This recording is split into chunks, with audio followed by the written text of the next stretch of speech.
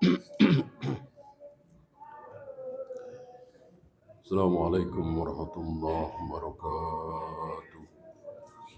Innal hamdalillah nahmaduhu wa nasta'inuhu wa nastaghfiruh. Wa na'udzu billahi min shururi anfusina wa min sayyiati a'malina. Asyhadu an la ilaha illallah wahdahu la syarika lah wa asyhadu anna Muhammadan 'abduhu wa rasuluhu wa ba'd. Kita sampai awal, akhir, zahir, batin. Dua yang berpasangan, awal dan akhir. Bahwa Allah itu yang paling awal. Dijelaskan oleh Nabi, alladzi laisa qablahu syai'. Tidak ada syai'. Syai' itu apapun sebelum Allah. Termasuk waktu, hari, tahun, jam, detik. Bukan detik sebagai nama ya. Bukan detik, menit sebagai nama. Kalau itu di zaman Nabi mungkin juga belum ada. Istilah daqiqah, istilah sa'ah. Ya. Bahwa 1 jam itu 60 menit, 1 menit 60 detik dan seterusnya. Mungkin di zaman Nabi juga belum ada. Ya. Istilahnya. Kalau hakikatnya ya sudah ada dari zaman Nabi Adam. Ya. Nah, kalau enggak, dan itu yang menciptakan siapa? Tentu Allah. Nah, kalau Allah tidak ada, ya enggak ada itu. Enggak ada waktu, enggak ada masa. Maka sebuah pertanyaan yang pasti salah. Nanya aja salah. Apa? Kalau nanya itu berarti salah. Berarti batil. Maka tidak boleh nanya seperti apa? Iya, sebelum ada Allah ada apa? Ini pertanyaan batil. Ya kan? Ya nggak mungkin ada masa, ada waktu di mana tidak ada Allah. Ya nggak mungkin. Ya. Inilah keterbatasan akal kita. Dan ini sengaja dipermainkan oleh iblis. Kapan Allah mulai ada? Terjawabkah? Ya nggak mungkin terjawab. Kapan Allah mulai ada? Ya nggak mungkin terjawab. Gitu. Jadi kata-kata ada, mau bahasa Arab, mau bahasa Indonesia, mau bahasa Inggris, mau bahasa apapun, kata-kata ada itu nggak ada ketika tidak ada Allah. Ya. Bagaimana ada pertanyaan, kapan Allah mulai ada? Pertanyaan batin. Ya, memang ada kan jenis-jenis pertanyaan yang haram kan? Jenis-jenis pertanyaan yang batin.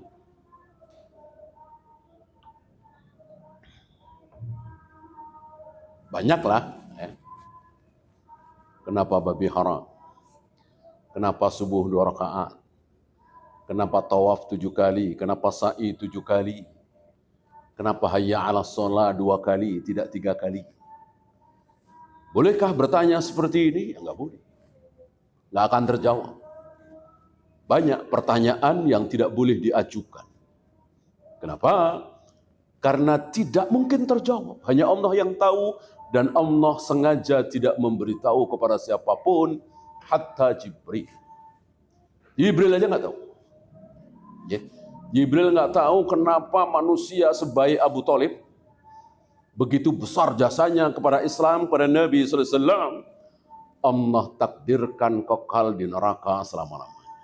Jibril nggak tahu, Mikail nggak tahu, apalagi Rasulullah SAW, apalagi kita semua.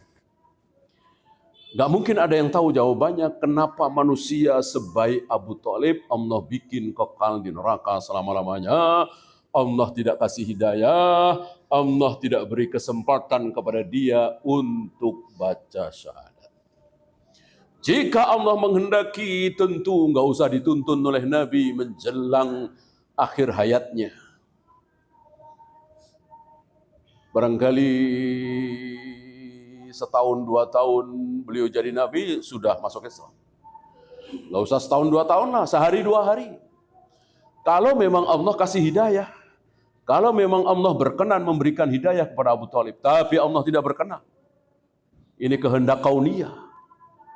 Ya, sampai akhir zaman, akhir hidupnya Abu Thalib tidak berkesempatan mengucapkan syahadat, kekal di neraka selama-lamanya. Ya. Ada yang bisa tahu jawabannya? Enggak ada. Sebaliknya manusia sejahat Abu Sufyan. Abu Sufyan itu jahat sejahat-jahatnya, menghalangi dakwah Islam. Bahkan 3 peperangan besar, perang Badar, perang Uhud, perang Ahzab, memimpin pasukan untuk membunuh Nabi SAW. Untuk menghancurkan Islam, menghalangi dakwah Islam, apa enggak jahat itu? Allah kasih hidayah. Akhirnya masuk Islam. Akhirnya masuk dalam keumuman surah Taubah. Radhiyallahu anhum wa radu'an wa adda lahum jannah. Allah ridho kepada Abu Sufyan ridho kepada Allah, dan Allah jamin Abu Sufyan masuk surga. Seluruh sahabat kan bernasib seperti itu. Gitu ya. Jadi nanti, jawabannya nanti.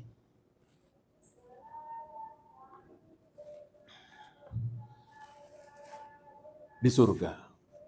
Karena kenikmatan surga itu bukan cuman kenikmatan jasmani, makan, minum, jima, melihat pemandangan yang indah, itu kan kenikmatan jasmani.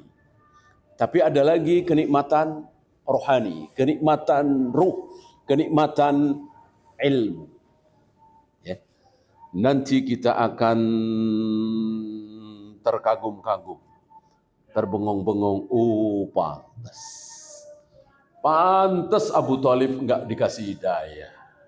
Nikmat ini ilmu. Pantas Abu Sufyan dikasih hidayah, padahal jahat banget sebelumnya. Pantas. Ya. Akan dibuka. Fa unabbiukum bima kuntum fihi takhtalifun. Apapun yang kalian perselisihkan, apapun yang kalian pertanyakan, akan dijawab oleh Allah nanti di surga. Kenikmatan yang luar biasa. Sekarang kita masih di dunia, banyak yang tidak terjawab. Setelah kita masih banyak misteri ketika kita masih hidup di dunia ini. Ya, seperti tembok Ya'juj Ma'juj. Itu kan mestinya tahu ya, kan luar biasa. Berapa juta itu makhluk yang ada di balik tembok itu. Kok nggak ketahuan sampai hari ini? Nanti akan dibuka ketika kita meninggal kelak, belum bertemu Ya'juj Ma'juj. Kita akan diberitahu nanti di surga. Di situ. Ya. Kenikmatan ilmiah.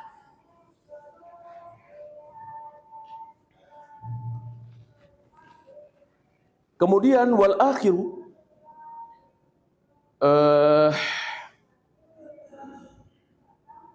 alladzi laisa ba'dahu syai'a. Ini jangan salah paham. Ya. Jadi dialah Allah yang paling akhir, gitu ya. Seolah, saya bacakan ya. Wala yatawahhamu anna hadza yadullu ala ghayatin li akhiriyatihi. Jangan sampai ada pikiran bahwa Allah lah nanti yang paling akhir. Udah binasa semua, habis semua, tinggal Allah sendirian. Ya. Betulkah seperti itu? Tidak. Kalau yang awal kan jelas tadi ya. Artinya sebelum ada arsy, sebelum ada surga, sebelum ada neraka, sebelum ada langit, sebelum ada bumi, sebelum ada apapun, Allah sudah ada. Sebelum ada waktu, sebelum ada masa, Allah sudah ada. Nah, kalau akhir gimana? Seolah kebalikannya, jadi semuanya akan hancur. Surga hancur, neraka hancur, isi surga hilang, isi neraka hilang, tinggal Allah sendirian. Betul seperti itu? Tidak betul. Kenapa? Kenapa? Li'anna hunaka asya'un abadiyatun. Karena yang abadi, yang kekal selama-lamanya bukan cuman Allah. Ya. Ya, kalau dunia yang sedang kita injak ini betul hancur binasa. Hewan, anjing, kucing, sapi, gajah, singa, harimau yang pernah ada di muka bumi nanti akan hilang. Nah, kalau surga? Apakah surga dan penghuninya, neraka dan penghuninya akan hilang? Akan binasa, akan habis, akan lenyap? Jawabnya tidak. Tidak. Surga dan isinya, neraka dan isinya akan kekal selama-lamanya bersama kekekalan Allah. Gitu ya. Oleh karena itu, jangan sampai ada pikiran, pendapat bahwa wahuwal akhiru, Allah itu maha akhir. Artinya ketika semuanya lenyap, hanya tinggal Allah sendiri. Tidak. Ya kalau dunia hari kiamat, iya. Ini kita kan bicara nanti di akhirat. Kalau di dunia, iya jelas.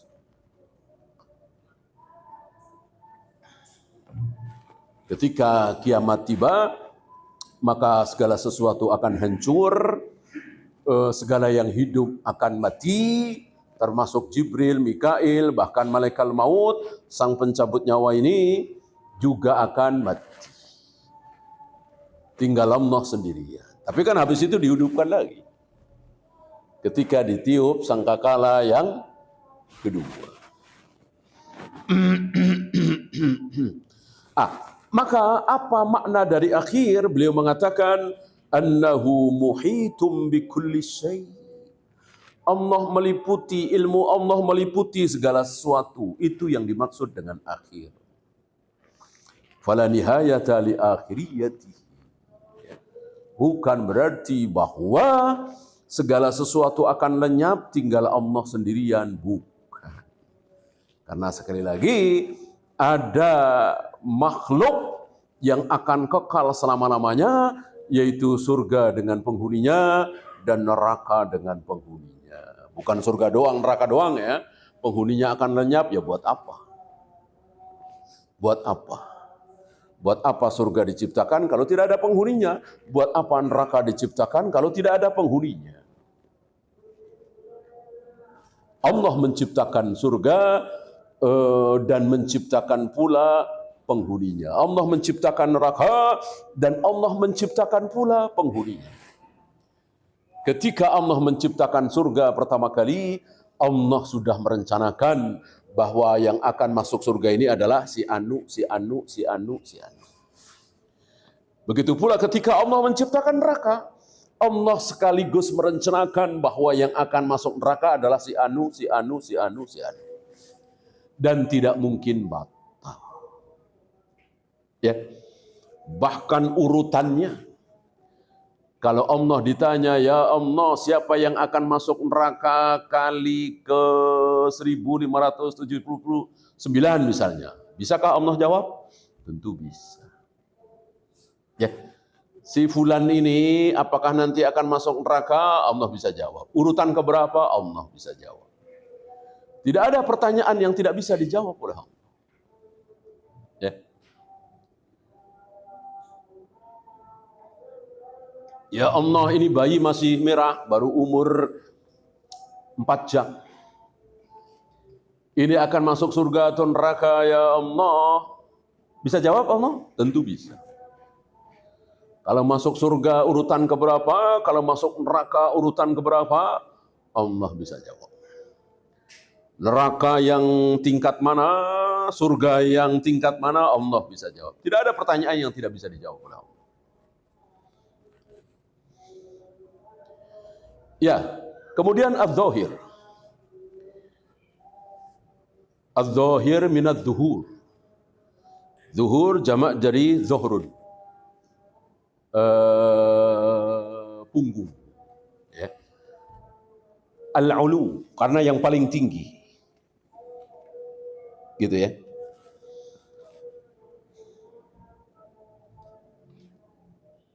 Maka yang paling tinggi, lebih tinggi dari siapapun, dari apapun adalah Allah. Dan ini fitrah manusia. Meyakini bahwa Allah paling tinggi secara tempat dan secara nama, kemarin sudah kita bahas. Adapun orang-orang Mu'tazilah, Asy'ariyah, Maturidiyah meyakini bahwa Allah Maha Tinggi itu sekedar nama. Ya, bukan tempat. Kalau tempat ya nggak tinggi, orang Allah nggak di atas. Ya.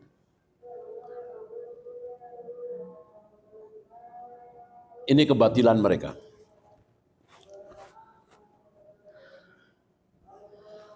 Beliau memahami zahir dihubungkan dengan surat Taubah. Saya bacakan. Huwallazi arsala rasulahu bil huda. Dialah Allah yang mengutus rasulnya Nabi Muhammad SAW bil huda, dengan petunjuk, wa dinil haq, dan dengan membawa agama yang hak, yaitu Islam. Liyudhhirahu,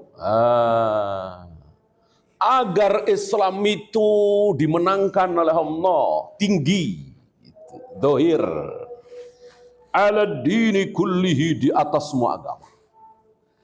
Para ulama mengatakan di zaman dulu sampai hari ini ayat ini belum sempurna tercapai. Nanti akan sempurna tercapai. Apalagi hari ini ya. Kalau di zaman Umar bin Khattab, di zaman Umar bin Abdul Aziz, di zaman Harun ar-Rasyid, ya menang. Istilah kita kan sudah ditakuti oleh dunia. Tapi tetap belum sempurna. Belum begitu menang 100%. Akan menang, nggak mungkin ayat ini tidak terjadi, kan tidak mungkin. Pasti ayat ini terjadi. Apalagi sekarang boro-boro. Mana yang lebih menang, Islam apa Yahudi? Kita bisa jawab.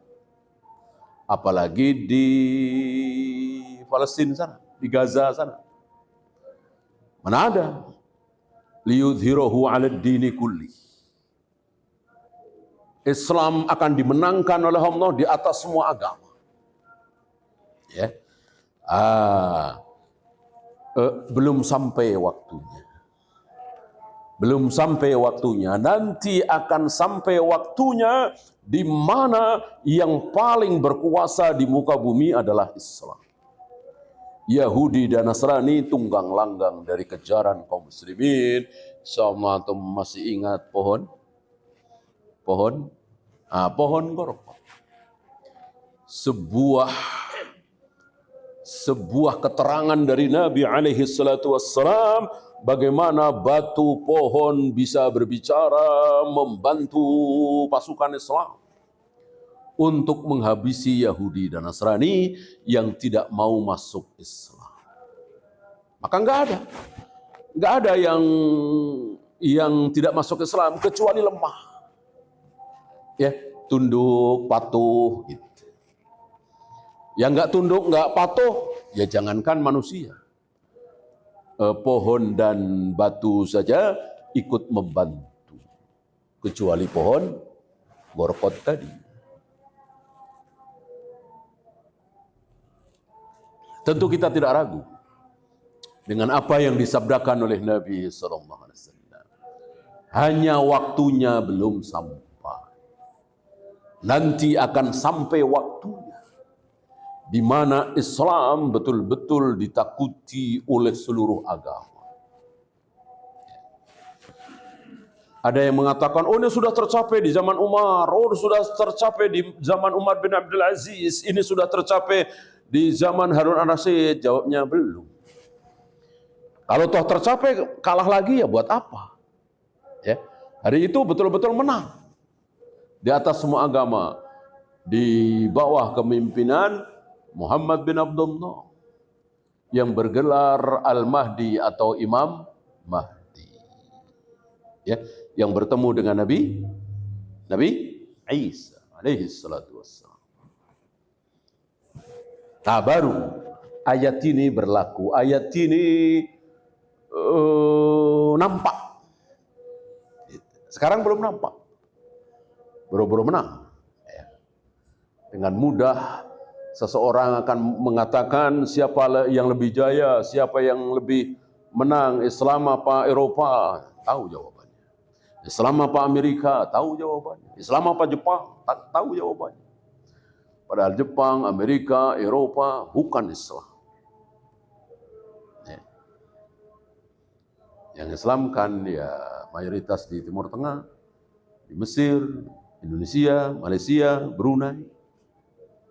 Seperti itu keadaannya. Ayat ini belum nampak. Pasti nanti akan nampak.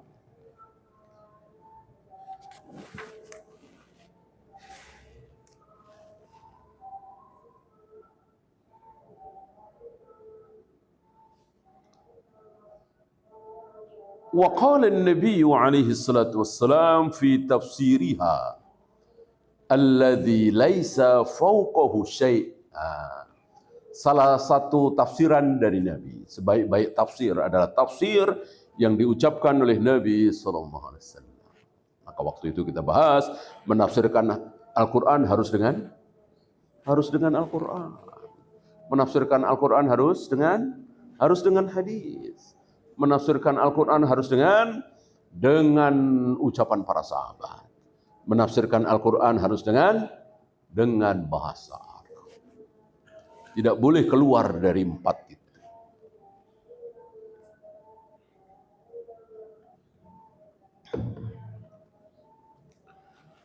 Alladzi laisa fawqahu syai'. Salah satu tafsiran dari Allah itu az-zahir adalah tidak ada apapun di atas Allah. Jadi segala sesuatu itu ada di bawah Allah secara posisi, gitu ya. Dari mulai surga, neraka, aras, langit, semuanya berada di bawah Allah. Tidak ada yang di atas Allah, jangankan di atas Allah, sejajar dengan Allah tidak ada.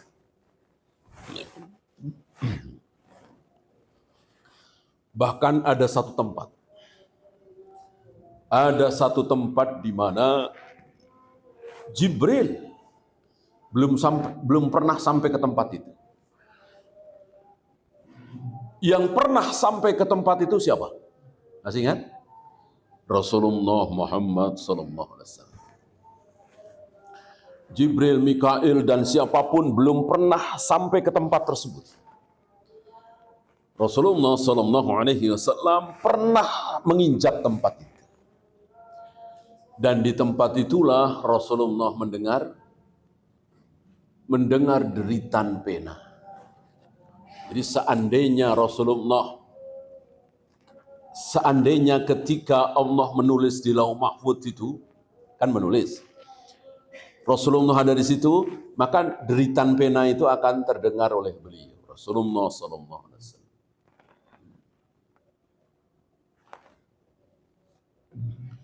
Ya, kita lanjut batin, al-batin.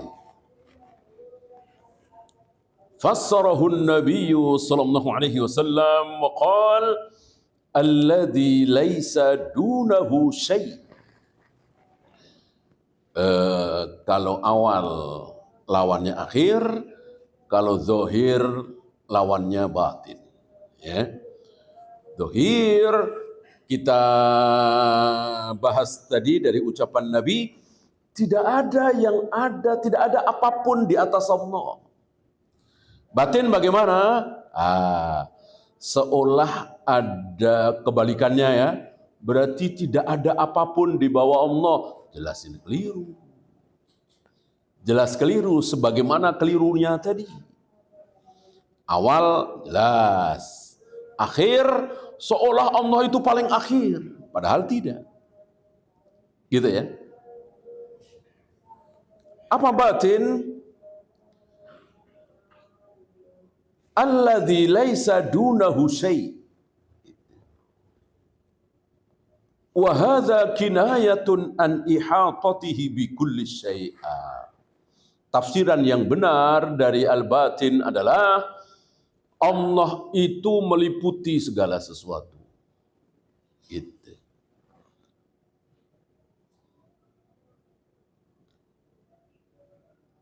Bahwa dengan kedudukan Allah yang paling tinggi, tidak ada satupun yang berada di atas Allah, tapi Allah meliputi segala sesuatu. Kan jauh sekali. Dari ars Allah sampai ke bumi ini, entah berapa ribu triliun kilometer. Ya, tapi Allah tahu itu maksudnya. Ya. Jadi seolah dikatakan, ya nggak ada yang jauh dari Allah. Orang Allah tahu persis. Gitu ya. Jangan salah faham bahwa dekat yang dimaksud zatnya, tidak. Zatnya ya jauh lah. Kita menempel di permukaan bumi, Allah berada di satu tempat yang paling tinggi, ya jauh sekali.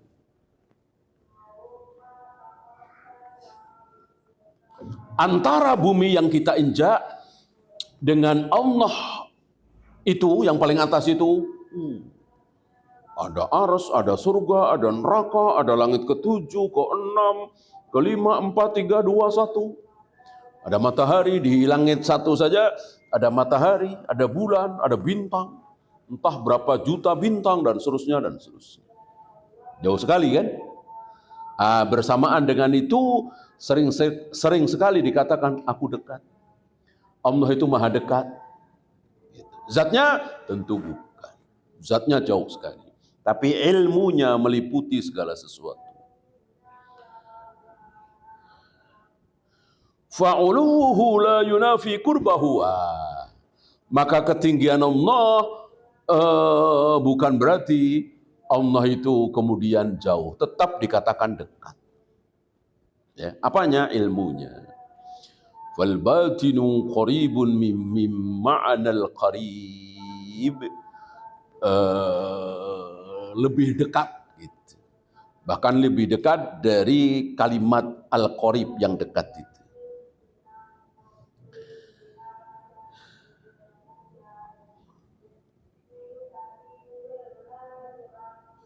Ta'ammal hadhil asma' al-arba'ata. Coba fikirkan 4 nama ini. Al-awwalu, wal-akhiru, wal-zahiru, wal-batinu. 4 kan? Tajidu annaha mutaqabilatan. Ini saling berlawanan. Awal, akhir, zahir, batin. Gitu ya. Wa kulluha khabarun. Dan keempat-empatnya adalah khobar. Antum yang belajar bahasa Arab, insya Allah tahu apa itu khobar. Ada khobar, pasti ada. Ada khobar, pasti ada. Mubtada. Dalam bahasa Arab kan begitu. Ada fa'il, ada fi'il. Ada na'at, ada man'ud. Ada mudhof, ada mudhof ilaih. Ada mubtada, ada khobar. Gitu. Mubtada itu kalau bahasa kita mungkin pokok kalimat. Gitu. Khobar itu mungkin predikat. Ya, itu disebut jumlah ismiyah.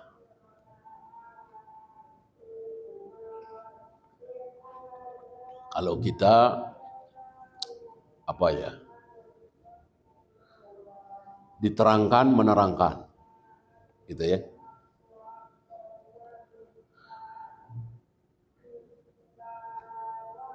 Nah, mubtada'nya satu. Pokok kalimatnya satu. Apa? Dia Allah, huwal awwalu wal akhiru wal zahiru wal batin. Dialah Allah yang awal dan yang akhir dan yang zahir dan yang batin. Ini khobar semua, empat-empatnya ini predikat. Pokok kalimatnya atau mubtada'nya huwa. Dia siapa? Dia Allah. Itu. Lakin biwasitati harfil ataf. Tapi ada huruf sambungnya, yaitu waw. Waw, istilahnya wawul ataf. Waw itu ada waw qasam, ada waw ataf, ya. Waw qasam itu sumpah. Wallahi, ya, itu waw qasam. Ini waw ataf, apa? Dan. Wa itu dan. Maka dikatakan dialah Allah yang awal dan yang akhir dan yang zahir dan yang batin. Wal akhbaru biwasitati harfil ataf aqwa. Ada kaidah dalam bahasa Arab, luar biasa ya. Bahasa Arab itu penuh dengan kaidah. Penuh dengan kaidah. Cuman dibalik saja muncul kaidah baru. Waktu itu pernah kita bahas na'budu iyyaka wa nasta'inu iyyaka. Begitu dibalik, jauh. Iyyaka na'budu wa iyyaka nasta'in. Padahal susunan normalnya adalah na'budu iyyaka wa nasta'inu iyyaka. Oleh Allah dibalik. Iyakanya dulu. Iyaka na'budu wa iyaka nasta'in. Nah, setelah dibalik muncul apa? Muncul kaidah baru. Apa? Pembatasan. Orang yang mengatakan na'budu iyaka, kami menyembah engkau ya Allah, masih ada kemungkinan? Masih ada kemungkinan menyembah yang lain. Gitu. Kalau susunan normal, kami menyembah engkau ya Allah, na'budu iyyaka, masih ada kemungkinan menyembah yang lain. Tapi kalau dibalik, iyyaka na'budu, kepada engkau kami menyembah, itu enggak mungkin menyembah yang lain. Yufidul hasar. Sesuatu susunan yang dibalik, itu mengandung arti pembatasan. Ya. Oleh karena itu, iyyaka na'budu wa iyyaka nasta'in sering diterjemahkan apa? Apa? Iya. Hanya kepadamu ya Allah kami menyembah. Hanya kepadamu ya Allah kami mohon pertolongan. Adakah kata hanya di situ? Enggak ada. Enggak ada. Tapi harus diterjemahkan dengan hanya, pembatasan. Kenapa? Karena dibalik. Jika tidak dibalik, na'budu iyyaka, ya enggak ada hanyanya. Kami menyembah kepada engkau ya Allah, kami mohon pertolongan kepada engkau ya Allah, masih ada kemungkinan menyembah yang lain, mohon pertolongan kepada yang lain. Kalau dibalik, sudah enggak ada kemungkinan. Adakah kaidah seperti ini dalam bahasa kita? Enggak ada. Enggak ada. Ya. Muhammad datang. Telah datang Muhammad. Ada bedanya? Sepertinya nggak ada bedanya. Dalam bahasa Arab, beda. Sesuatu yang dibalik itu beda. Termasuk ini. Ya. Wal akhbaru biwasitati harfil ataf.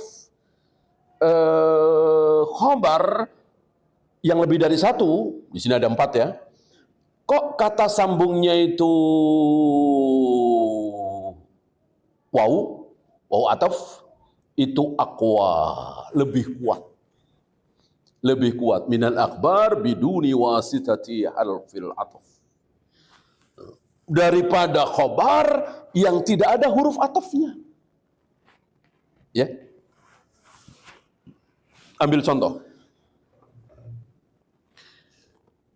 Wa huwal ghafurul wadud dzul arsyil majid fa'alul lima yurid. Ada wanya enggak? Enggak ada. Wa huwal ghafurul wadud dzul arsyil majid, dzul arsy al majid. Majidnya ini bukan arsy. Majidnya itu dzu, ya, artinya Allah. Fa'alul lima yurid, sama di sini ada 4. Tapi tanpa huruf ataf, tanpa wawu ataf.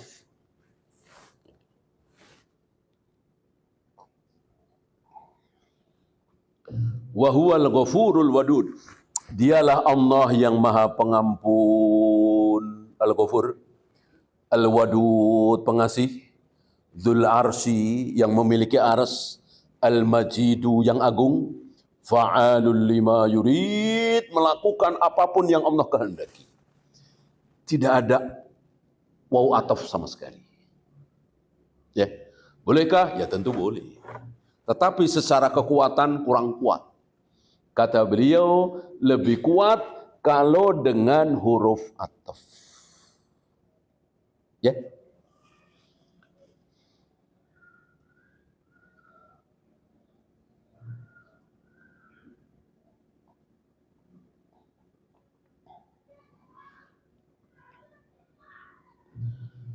Apa hikmahnya? Kata beliau, taukidus sabiq li'annaka idza atafta alaihi ja'altahu aslan wal aslu sabitun.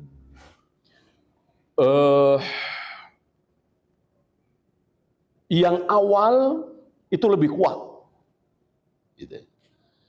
Jadi misalnya ada orang mengatakan, saya bersama, waktu itu saya jalan bersama si A dan B dan C dan D. Maka secara kaidah tadi, siapa yang paling besar? Si A. Gitu.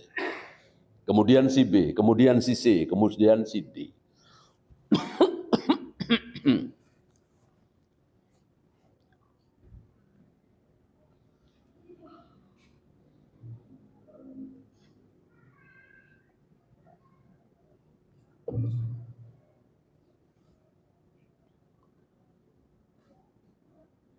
Nah, kemudian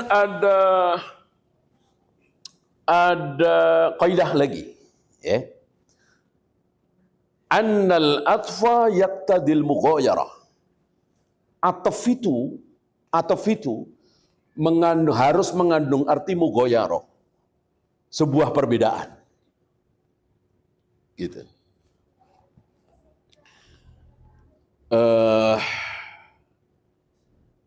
Misalnya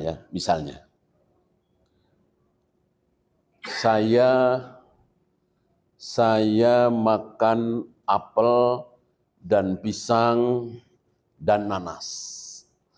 Pasti antara apel, pisang dan nanas pasti berbeda. Ataf itu mengandung arti perbedaan. Ya. Maka sebuah kesalahan dalam bahasa Arab, mungkin bahasa Indonesia juga, ataf tapi sama. Apa misalnya? Tadi saya makan tape dan peyem. Kalimat yang benar apa salah? Tentu salah. Karena tape ya peyem, peyem ya tape, kan begitu. Dalam bahasa kita aja. Ya. Maka dari sini para ulama memakai dalil bahwa segala sesuatu dan khalaq dan amr, ya, milik Allah. Gitu. Bahwa semua makhluk dan amr itu milik Allah. Lillahil khalqu wal amru. Hanya milik Allah seluruh makhluk, dan amr. Apa amr? Amr itu apa? Fi'il amr? Perintah. Ya. Jadi seluruh makhluk yang ada di jagat raya alam semesta ini dan amr dan perintah Allah itu milik Allah. Amr itu apa? Perintah Allah itu ada di mana? Perintah-perintah Allah itu ada di mana? Tentu di Al-Qur'an. Tentu di Al-Qur'an. Gitu ya. Nah, maka kalimat tadi bisa dimaknai seluruh makhluk yang ada di jagat raya dan Al-Qur'an itu milik Allah. Dengan demikian Al-Qur'an makhluk bukan? Jelas bukan. Kalau Al-Qur'an makhluk, tentu rusak bahasa ini. Ayat ini rusak. Walillahil khalqu wal amru. Hanya milik Allah semua makhluk yang ada dan makhluk. Rusak kan? Karena ataf itu yaktadil mughayara. Karena ataf dan itu mengandung arti perbedaan. Antara yang diatafkan dengan maktuf itu harus beda. Maka sekali lagi, para ulama menyimpulkan dari ayat tadi, walillahil khalqu wal amru, hanya milik Allah seluruh makhluk yang ada dan amr dan Al-Quran, ini mengandung hukum bahwa Al-Quran bukan makhluk. Ya, silakan azan dulu. Sallallahu ala Muhammadin sallallahu alaihi wasallam. Wa akhiru da'wana alhamdulillahi rabbil alamin. الله أكبر الله أكبر الله أكبر أشهد أن لا إله إلا الله أشهد أن لا إله إلا الله أشهد أن محمدا رسول الله أشهد أن محمدا رسول الله حي على الصلاة حي على الصلاة حي على الفلاح حي على الفلاح الله أكبر الله أكبر لا إله إلا الله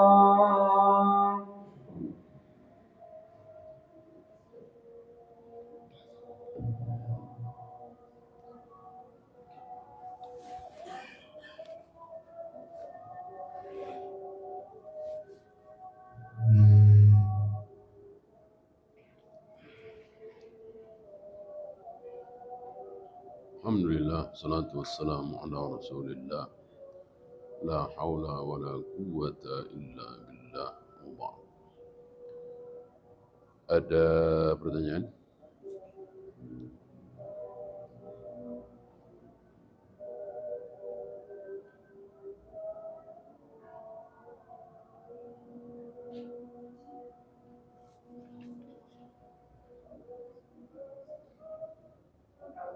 Iya.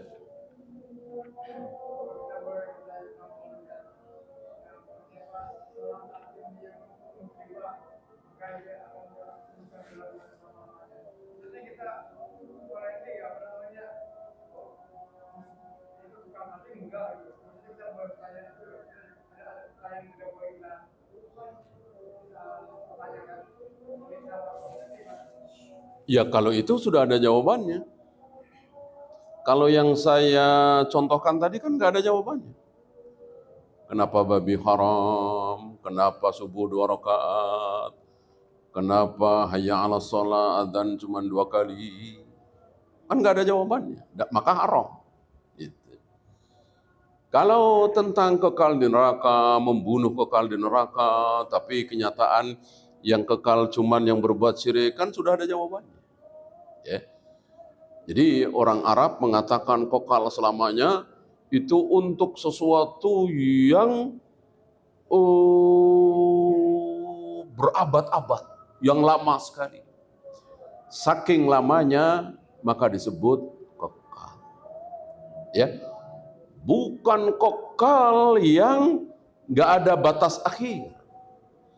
Kalau kekal yang tidak ada batas akhir itu cuman orang-orang kafir, musyrik. Musyrik pasti kafir, kafir pasti musyrik. Adakah orang kafir yang tidak musyrik? Ya nggak ada. Adakah orang musyrik yang tidak kafir? Ya nggak ada. Musyrik pasti kafir, kafir pasti musyrik.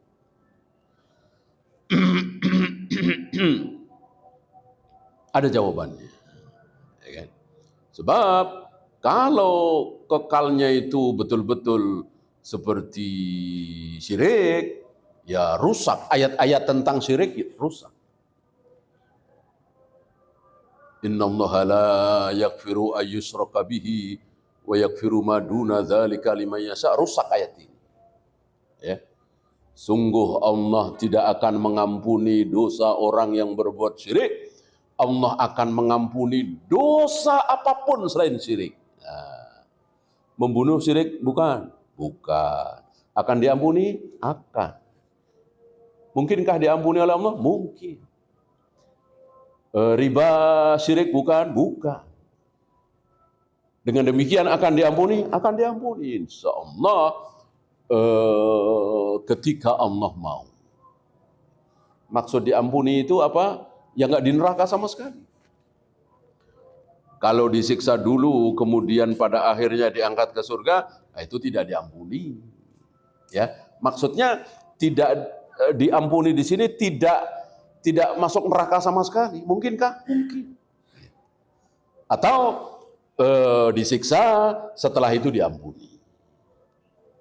Ya, yang tidak mungkin adalah terus disiksa di neraka selama-lamanya, sama dengan Fir'aun, sama dengan iblis, sama dengan orang-orang kafir, sama dengan orang-orang musyrik. Nah, itu yang tidak mungkin. Paham ya?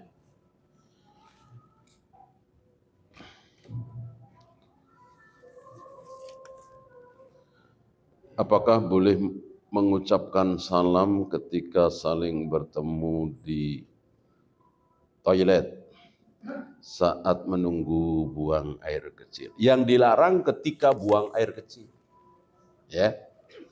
Kan suka ada itu kan di apa istilahnya yang sambil berdiri itu urinoir itu ya.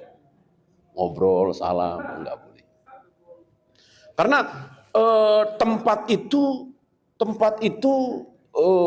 nggak ada yang tidak suci ya, kecuali mengandung najis kan. Najisnya sudah hilang, sudah disiram, memang tempat itu biasa buat buang air gitu. Maka yang betul-betul tidak boleh mengucapkan salam, mengucapkan istighfar, tasbih, tahmid ketika sedang buang air.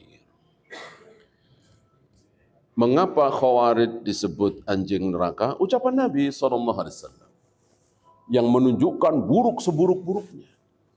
Ya tentu kita tidak tahu kenapa Nabi memilih kata-kata anjing. Kilabu ahlin nar. Yang jelas anjing itu buruk sekali. Maka orang-orang Khawarij itu betul-betul buruk seburuk-buruknya. Saking buruknya Nabi bilang apa? Jika aku menemui mereka, akan aku habisi mereka. Sebagaimana habisnya kaum Ad, kaum Samud. Cuman Allah tidak takdirkan beliau bertemu dengan anak-anak muda Khawarij. Abu Bakar juga tidak ketemu, Umar juga tidak ketemu. Umar hampir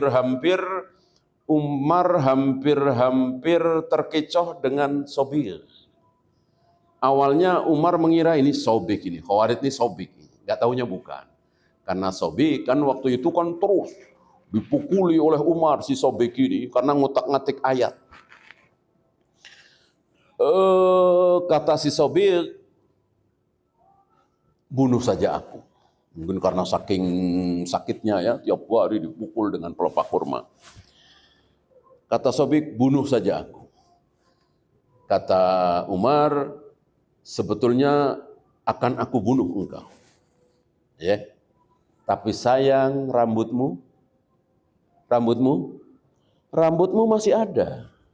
Kalau rambutmu digunduli habis, aku bunuh engkau. Berarti engkau khawarij. Yang disabdakan oleh Nabi SAW. Engkau tidak. Engkau bukan khawarij, maka aku tidak mau bunuh. Ya. Nah, dari sini keluar hukum bahwa seorang amir, seorang khalifah, seorang presiden, seorang raja muslim berhak membunuh siapapun yang perlu dibunuh. Kenapa? Loh, kan harus lewat pengadilan. Betul.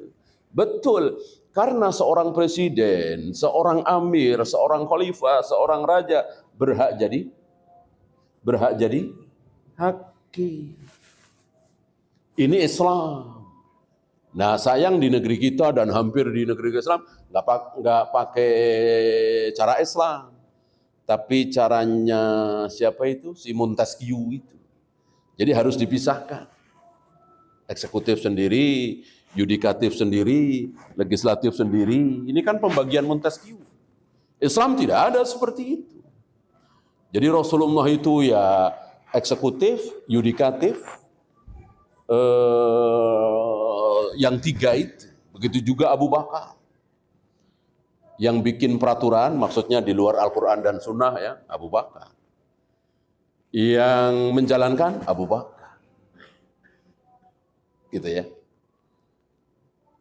Dan nggak ada mengawasi, nggak ada. Ya. Artinya ketika kita sikah mempercayakan sebuah negeri dipimpin oleh satu orang, maka terserah. Mau bikin hukum, mau menetapkan hukuman, mau mengetok palu. Gitu. Kalau toh ditunjuk hakim ini, hakim itu, qadhi ini, qadhi, ya karena saking banyaknya manusia. Ya. Bukan karena harus dibagi. Wallahu. Ya, itu saja. Subhanakallahumma bihamdika asyhadu an la ilaha illa anta astaghfiruka wa atubu ilaik.